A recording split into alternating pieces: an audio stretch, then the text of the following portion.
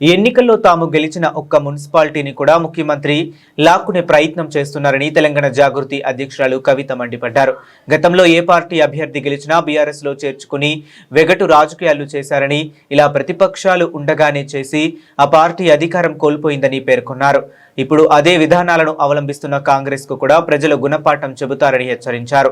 రాష్ట్రంలో ఎన్నో స్థానాలను దక్కించుకున్న సీఎం రేవంత్ కు జాగృతి మద్దతుతో గెలిచిన వడ్డేపల్లి మున్సిపాలిటీ కూడా కావాల్సి వచ్చిందా అని ప్రశ్నించారు.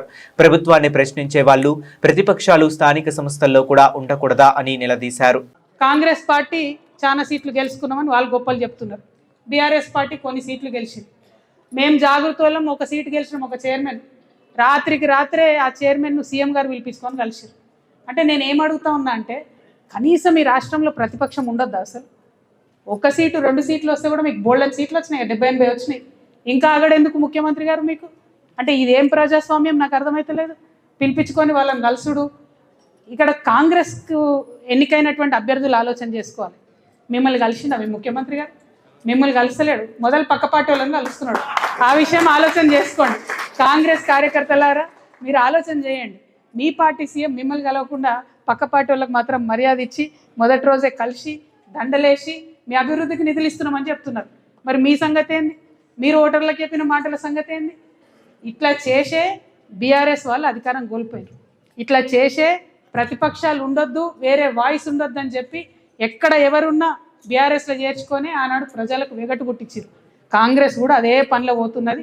ఇది కరెక్ట్ కాదు. గెలిచినటువంటి వాళ్ళు ఇండిపెండెన్స్ చిన్న చిన్న వాళ్ళని ఉండనియండి. ప్రతిపక్షం ఉండాలి రాష్ట్రంలో. అడిగేటోడు ఉంటేనే అడుగు ముందుకు పడుతుంది అనే విషయాన్ని ముఖ్యమంత్రి గారు గుర్తు చేసుకోవాలని చెప్పి నేను కోరుతూ,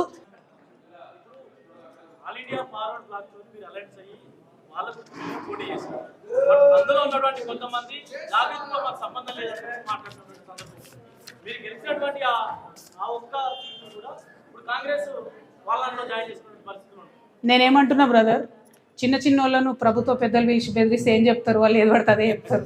ప్రభుత్వ పెద్దలకు సోయి ఉండాలి, వాళ్ళకి లేదు. కాబట్టి ప్రజలకు చెప్తున్న విషయం ఏంటంటే, నేనేమంటున్నా, ప్రజాస్వామ్యంలో ప్రతిపక్షం అనేది ఉంటేనే ప్రజలకు మేలు జరుగుతుంది. లేకుండా అందరూ ఒకటే పక్కన ఉంటే అడిగేటోడు ఉండడు, వాళ్ళు ఏం జులుము చేసినా నడుస్తూనే ఉంటారు. ఇవాళ భూములు గుంజుకున్నా, ఇవాళ తండలకు ఫండ్స్ ఇవ్వకున్నా, ఇవాళ సేవలాల్ గారి విగ్రహం హైదరాబాద్లో పెట్టకున్నా, జాగృతుల్లో ఇంకొకరు ముంగటవాడు అడిగితే ప్రజలకు మేలు జరుగుతుంది.